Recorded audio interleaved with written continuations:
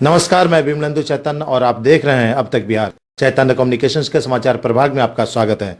आइए चलते हैं आज की पहली खबर की ओर। आज राष्ट्रीय कांग्रेस के निर्देशानुसार गया जिला के तीनों प्रखंडों की प्रेस वार्ता संयुक्त रूप से विष्णुपद स्थित विष्णु अपार्टमेंट में संपन्न हुई। प्रेस वार्ता का आयोजन जिला प्रखंड 1 के प्रभारी एवं बिहार प्रदेश कांग्रेस के प्रतिनिधि डॉक्टर गगन कुमार मिश्र ने की। प्रेस वार्ता में उन्होंने बताया कि राहुल गांधी की लोकसभा सदस्यता एक सोची समझी साजिश के तहत रद्द की गई है। न्यायपालिका की आड़ में सरकार लोकतंत्र की हत्या कर रही है। बीजेपी के लगभग 120 सांसद पर गंभीर अपराध के केस चल रहे हैं, पर उन पर सरकार ने कार्रवाई हेतु न्यायपालिका पर दबाव नहीं बनाया। असल में सारा कार्य अडानी के मुद्दे से बचने का प्रयास है, क्योंकि राहुल गांधी अडानी और मोदी जी के रिश्ते को प्रखर रूप से उठा रहे थे और उन्होंने इस संबंध में संपूर्ण साक्ष्य भी लोकसभा अध्यक्ष को समर्पित कर दिया था। ना बच पाने की स्थिति में सरकार ने आनन फानन में राहुल जी की सदस्यता समाप्त कर दी है। जिस परिवार ने देश के लिए कई कुर्बानियां दी, उस परिवार के लोगों ने अपनी कई संपत्ति और गहने भी देश को दे दिए। उनका घर खाली करवाने का घृणित कार्य अशोभनीय और कायरतापूर्ण है। जनता अगले चुनाव में इसका मुंहतोड़ जवाब देगी। आज की यह इसी जो निर्देश वार्ता भारतीय राष्ट्रीय कांग्रेस के निर्देशानुसार हर नगर प्रखंड में आज 1 अप्रैल को अडानी के संबंध को लेकर मोदी जी से और राहुल गांधी की जो सदस्यता रद्द की गई है इस संबंध में प्रेस वार्ता हर प्रखंड में होनी थी। तो आज नगर प्रखंड 1, 2, 3 के द्वारा संयुक्त रूप से प्रेस वार्ता यहाँ आयोजित की जा रही है। इस प्रेस वार्ता में जिला प्रखंड 1 के अध्यक्ष श्री केदार प्रसाद, प्रखंड 2 के अध्यक्ष श्री राजीव कुमार सिंह, प्रखंड 3 के अध्यक्ष धीरज वर्मा, जहरुद्दीन, बबलू शर्मा, शिव चौरसिया, अमित सिंह, रंजीत सिंह, प्रदीप कुमार, सुशील कुमार, संजय महाराज, निरंजन राजपूत, शशांक भूषण, राजू कुमार, अंजू देवी आदि लोग मौजूद रहे। अब तक बिहार ब्यूरो रिपोर्ट गया। आज एआईसीसी और बिहार प्रदेश कांग्रेस कमेटी के निर्देशानुसार संपूर्ण भारत में प्रत्येक प्रखंड में अडानी जी के मामले को लेकर, जो मोदी जी के साथ उनका संबंध है उसको लेकर, और किस प्रकार से एक षड्यंत्र के तहत राहुल जी की सदस्यता रद्द की गई है उसको लेकर प्रेस वार्ता करनी थी। और हम लोगों ने आज तीनों प्रखंड जो गया के हैं, प्रखंड नगर प्रखंड 1, 2, 3 तीनों ने मिलकर आज यहाँ किया प्रेस वार्ता, जिसमें कि प्रखंड 1 के अध्यक्ष केदार जी, प्रखंड 2 के अध्यक्ष श्री राजीव कुमार सिंह जी, प्रखंड 3 के अध्यक्ष वर्मा जी, ये सब मौजूद रहे। और प्रखंड प्रभारी होने के नाते और बिहार प्रदेश प्रतिनिधि होने के नाते मैंने इस प्रेस वार्ता को संबोधित किया था। तो आज का मुख्य मुद्दा ये था कि जिस प्रकार से मोदी सरकार अडानी को बचाने के लिए हर कुकर्म करने को तैयार है, वह अत्यंत शर्मनाक और घृणित है। इस बात को समझने की ज़रूरत है इस देश को कि 20,000 करोड़ रुपए जो अडानी के कंपनी में लगे हैं, वो सेल कंपनी किसकी है, चीन का वो आदमी कौन है, ये सब चीज़ों को समझने की ज़रूरत है। इस मुद्दे से भटकाने के लिए सरकार ने राहुल गांधी की सदस्यता को रद्द करने का एक नया प्रोपेगेंडा खेला।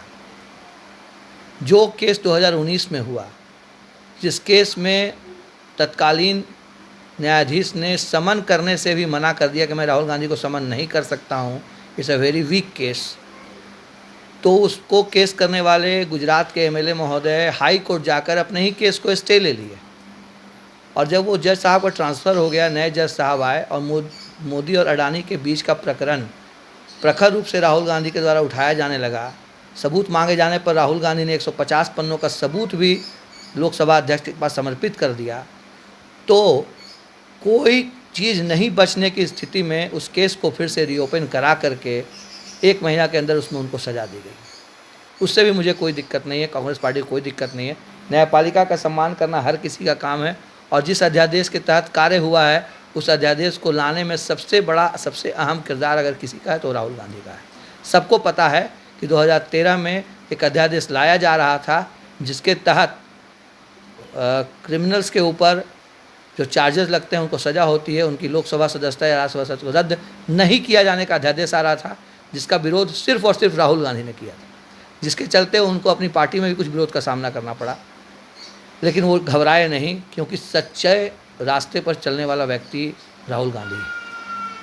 सबसे बड़ी बात, जिस सीआरपीसी के तहत राहुल गांधी को सज़ा हुई है उसको बने हुए 162 साल हो गए। 162 साल में आज तक किसी व्यक्ति को 2 साल की सज़ा नहीं हुई, राहुल गांधी को दे दी गई। ठीक है, उनको 2 साल की सज़ा दी गई, नियम है कि सदस्यता रद्द कर देनी चाहिए, लेकिन जब कोर्ट ने उनको 30 दिन का समय दिया तो क्या मानवता के नाते, लोकतंत्र के नाते, क्योंकि एमपी को चुनकर जनता भेजती है, चुनाव में पैसे खर्च होते हैं, तो क्यों नहीं लोकसभा अध्यक्ष ने या लोकसभा सचिवालय ने 10 दिन 15 दिन का समय दिया राहुल गांधी को कि आप उच्च न्यायालय जाकर अपने ऑर्डर पे स्टे लाइए, नहीं तो हम आपकी सदस्यता को रद्द कर देंगे। चलिए, उतना से मन नहीं भरा तो उनको घर से निकालने का नोटिस दे दिया। अरे भाई, जिसके परिवार ने आनंद भवन जैसे हज़ारों करोड़ की संपत्ति को, 40 बीघा की संपत्ति को, 400 बीघा की संपत्ति को देश के नाम कर दिया, जिस इंदिरा गांधी ने अपने चाइना के साथ युद्ध में अपने गहने तक बेच दिए, उसके पोते को डरा रहे हैं आप। उसको घर से क्या लेना देना है? आज हर कांग्रेसी का घर राहुल गांधी का घर है, हर देशभक्त का घर राहुल गांधी का घर है। आप देख रहे होंगे बहुत तेज़ी से ये ट्विटर पे ऐसा होता फैल रहा है, मेरा घर राहुल गांधी का घर। तो हम बस यही चाहते हैं जनता इस बात को जाने कि जब लोकसभा में 293 एनडीए के सांसद में से 120 सांसद के ऊपर हीरियस क्राइम का केसेस चल रहा है, और आप जानते होंगे criminal cases state versus individual चलता है, तो उन केसेस में स्टेट ने क्यों नहीं इतनी तत्परता दिखाई कि उस केस को जल्दी से जल्दी ऑर्डर करा करके जो क्रिमिनल्स हैं उनकी सदस्यता को रद्द किया जाए। वहाँ स्टेट शांत रखो कि बीजेपी में चले गए। तो बीजेपी तो एक वॉशिंग मशीन बन गई है, ब्लैक डालो वाइट निकालो, क्रिमिनल डालो शरीफ निकालो। तो ये समझना बड़ा मुश्किल हो गया इस देश के लिए। और राहुल गांधी एक सच्चे आदमी हैं, जिस आदमी ने 4000 किलोमीटर की पदयात्रा की, जिस आदमी ने अपनी पदयात्रा के दौरान यही बताया कि जो न्यूज़ चैनल्स और सब जगह दिखाया जा रहा है कि हिंदू मुस्लिम आपस में लड़ रहे हैं, ऐसा हमारे देश में कुछ नहीं है, हमारे देश में बहुत ही अच्छा सांप्रदायिक और जाति सौहार्द का वातावरण है, वो व्यक्ति किसी जाति के बारे में क्यों बोलेगा?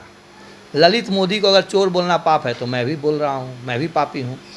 नीरव मोदी को पाप है चोर बोलना तो मैं भी चोर बोल रहा हूँ, मैं भी पापी हूँ भैया। और मोदी, ललित मोदी या नीरव मोदी कोई ओबीसी से आते ही नहीं है, ये जानने की जरूरत है, वो पिछड़ी जाति से हैं ही नहीं। और मोदी उपजाति को तो राहुल गांधी ने कुछ कहा नहीं, उन्होंने बस इतना ही कहा कि जितने भी भगोड़े हैं उनका उपनाम मोदी ही क्यों है। वो तो खुद एक प्रश्नवाचक चिन्ह लगा रहे हैं, इस बात को समझने की ज़रूरत है। लेकिन उसका एक अलग प्रोपेगेंडा बन रहा है कि जाति का अपमान कर दिया।